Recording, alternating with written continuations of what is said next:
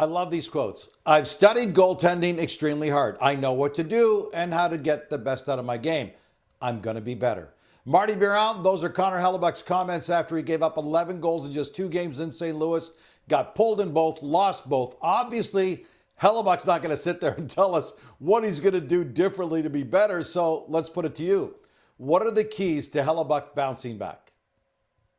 See, the thing, Gino, is that, goaltending is not black or white. You have to have some nuances in the way that you play the game. And with Connor Hellebuyck, he's such a good technical goaltender that it feels like, how can he get away from that and still have success? Because that's what he needs to do right now. Connor Hellebuyck is the type of goaltender that is strong positionally and stays in the same spot. He doesn't have a lot of flow to his game, but he needs to incorporate a little bit more flow to his game. Why? Because right now, when it comes to screenshots, he's just, I'm in the right position. That's where I need to be. I'm going to let the puck hit me. That's not how it works. You have to be able to move in and out of the screen, be able to track that puck, and you have to have a little bit more flow. Same thing off the rush. Right now, he's locking in the shooter. He's like, that guy's not going to beat me. I'm stopped. I'm right here. No, you have to have a little flow because there could be a pass. There could be an attack to the backside. And this is what St. Louis is doing to Connor Hellebuyck right now. He doesn't have to be Jonathan Quick. Jonathan Quick is a flowy goalie. That's not what he has to do. But he has to make a small adjustment. And it's hard because these are the playoffs. And you go back to what has worked for you. But at this time, there needs to be a small adjustment, a little bit more flow, because it seems like his feet are stuck in cement right now. Okay, Marty, I love that you're saying this because Connor Hellebuyck pushed back on this yesterday when he was asked, is he going to make any changes? And he kind of had the death glare and the eye roll and said, I'm going to change something after winning all the games I won this year, playing the way I did. I'm going to switch now in the playoffs. No, I'm not going to switch. I know what I need to do, and I'm going to do exactly what I did in the regular season. So you disagree with what Hellebuck is saying? He's pushing back on you.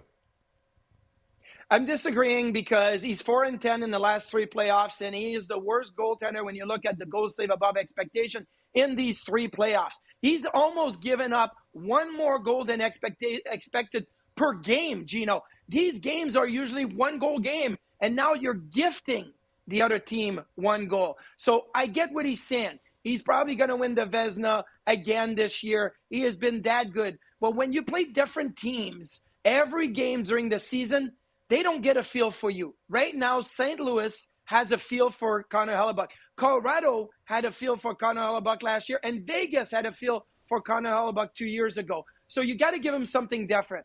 And I know it's not going to be 2-pass stack and poke checks and be Dominic Hasek or Tim Thomas, but you've got to be able to see the video and know that you need to have a little bit more movement in your game so that you're quicker to respond, so that you're faster. And it's not just about positioning and making sure that the puck hits you. And there's another thing, too.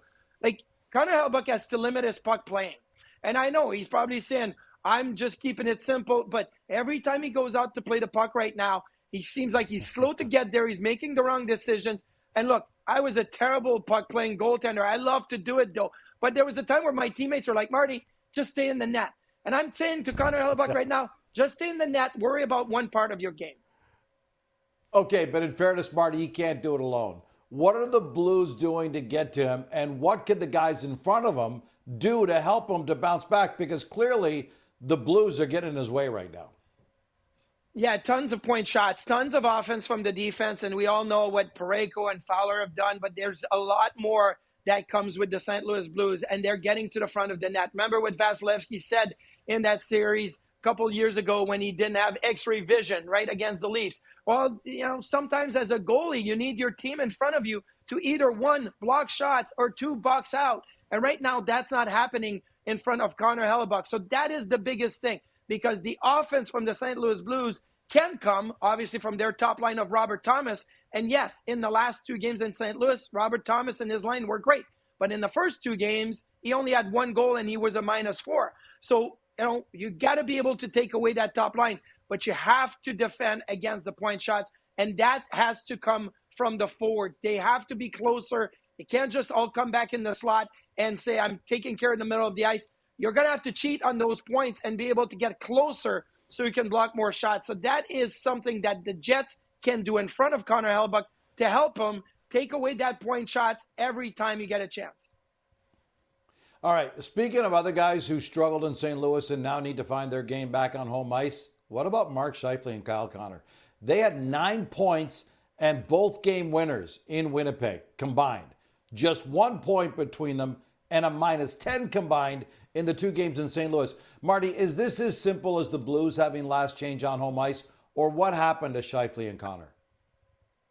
You know what? I was thinking that at first. I'm like, I got to go back to the numbers. And it's been Parayko and Fowler against the Scheifele line, even when they were in Winnipeg. The difference is that maybe you get one extra shift, right? And one extra shift away from the Parayko Fowler deep pairing, one extra shift away from being able to create some offense. But it has been pretty standard throughout the first 4 games. Here's the biggest thing right now is that if you don't start the game on time, if you're the Jets and you fall behind, all of a sudden it takes away Scheifele, it takes away Connor, because St. Louis can really focus on them. The longer you stay close in the game, 1-1, 2-2, 0-0, or you're up, all of a sudden St. Louis has to take chances, and that's where Scheifele and Kyle Connor are going to jump on all over St. Louis like they did in the first couple of games. Now, in game 1 in Winnipeg, it took until the end of the game, the last 10 minutes of the third period, for the Jets to really take over. But the game was close. That's what the Jets have to do. In St. Louis, the game was out of range and out of chance really early on, in my opinion, and that took away Scheifele and Connor. Keep it close, and all of a sudden your shifts are going to matter more. But there needs to be more offense from Scheifele and Connor, obviously, but they need the support from everybody up front with that group of forward. Offensive support could be on the way, Marty. It looks like Gabe Vilardi, who was 3rd on the Jets in goals during the regular season, is going to be ready to go. Arneal says if he's cleared, he's all in.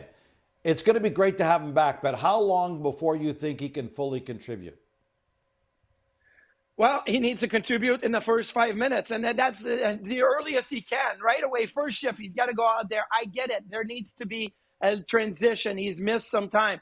But look, players have missed a ton of times and have been able to fit right in, right?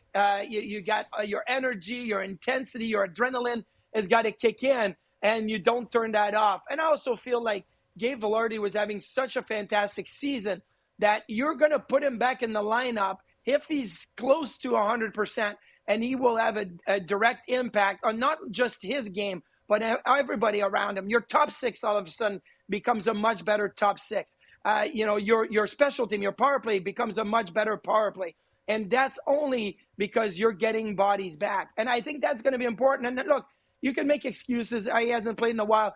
I don't think Gabe Vilardi wants to make any excuses. He wants to come in and have an impact, and everybody around him is going to expect an impact from Gabe Vilardi. Players do that. Aaron Ekblad did it in Florida. Patrick Kane, after missing so much time with a broken collarbone, came back, and boom, he had an impact in the playoffs. You have to find a way to have an impact in the playoffs, regardless of how much time you've missed.